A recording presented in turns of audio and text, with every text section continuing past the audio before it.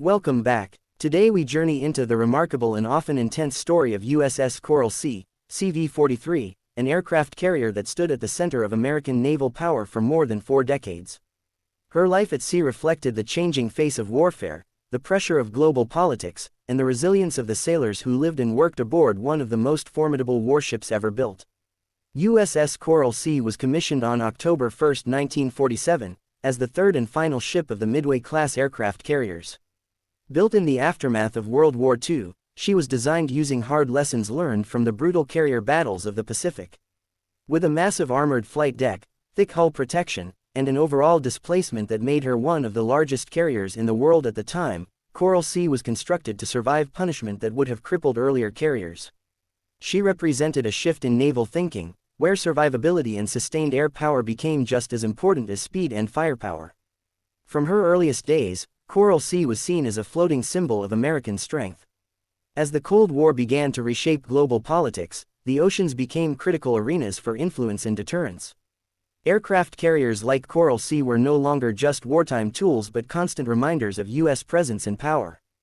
During her early deployments, she operated extensively in the Atlantic and Mediterranean, participating in major NATO exercises and demonstrating American commitment to allies facing growing Soviet influence. The rapid evolution of aviation technology soon tested Coral Sea's design. The arrival of jet aircraft transformed naval aviation almost overnight. Jets were heavier, faster, and far more demanding than propeller-driven planes. To remain effective, Coral Sea underwent a series of major modernizations.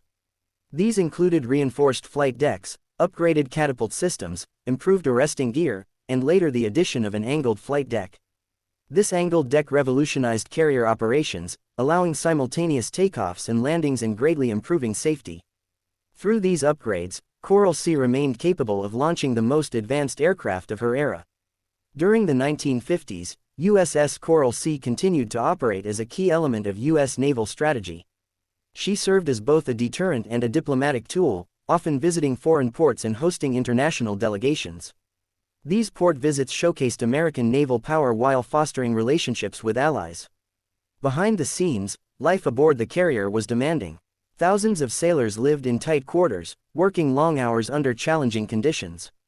The carrier functioned like a small floating city, complete with its own medical facilities, kitchens, workshops, and command centers. The Vietnam War marked one of the most defining and difficult chapters in Coral Sea's history. Beginning in the mid-1960s, she was repeatedly deployed to the waters off Southeast Asia. Operating primarily from Yankee Station in the Gulf of Tonkin, Coral Sea launched countless air missions against North Vietnamese targets. These missions ranged from strategic bombing runs to close air support for troops on the ground. The flight deck became a place of relentless activity, with aircraft launching and recovering around the clock.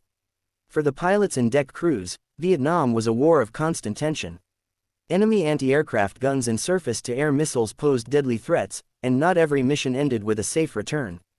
Coral Sea's crew experienced both triumph and tragedy, celebrating successful operations while mourning lost comrades. The carrier earned a reputation for reliability and effectiveness, maintaining high sortie rates despite the extreme operational tempo. During this period, USS Coral Sea also became a focal point for social and political change.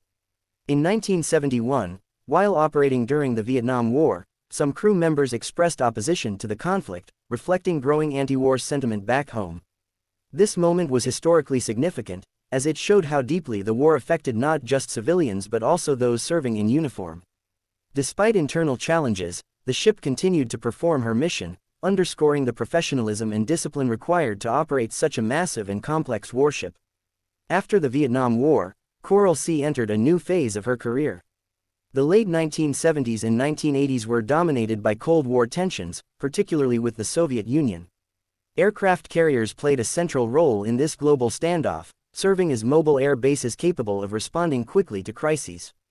USS Coral Sea was frequently deployed to the Mediterranean, where she monitored Soviet naval activity and supported U.S. interests in a region marked by instability and conflict. One of the most dramatic moments in Coral Sea's later service came during the 1980 Iranian hostage crisis.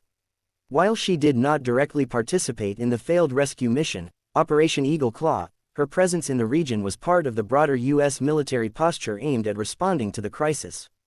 Throughout the decade, Coral Sea remained at the forefront of American naval operations, adapting to new aircraft such as the F/A-18 Hornet and incorporating advanced radar and communication systems.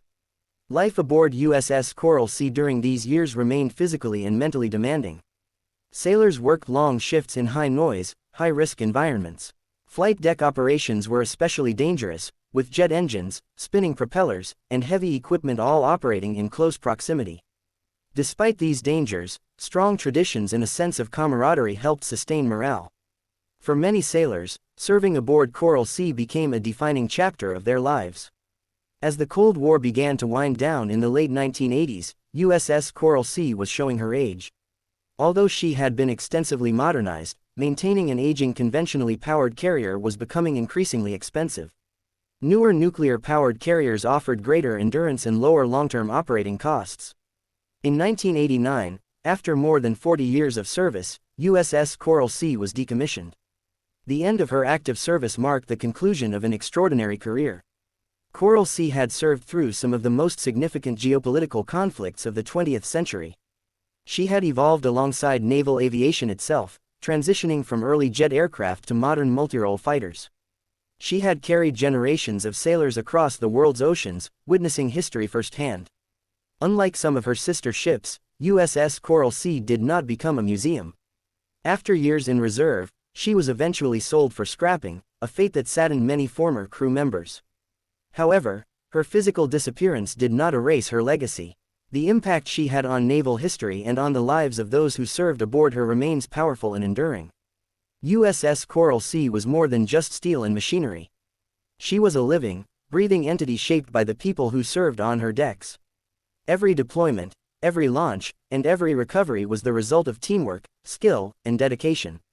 Her story reflects the broader story of the U.S. Navy during a time of rapid technological change and global tension.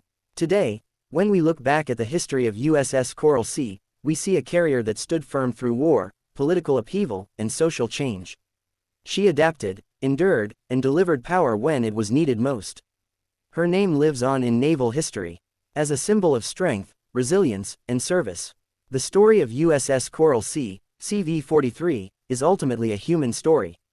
It is about young sailors leaving home for the first time, pilots launching into dangerous skies, and crews working tirelessly to keep a massive warship operational. It is a story of sacrifice and pride, of challenges faced and overcome. Though she no longer sails the seas, USS Coral Sea remains forever anchored in the history of naval aviation and the memories of those who called her home.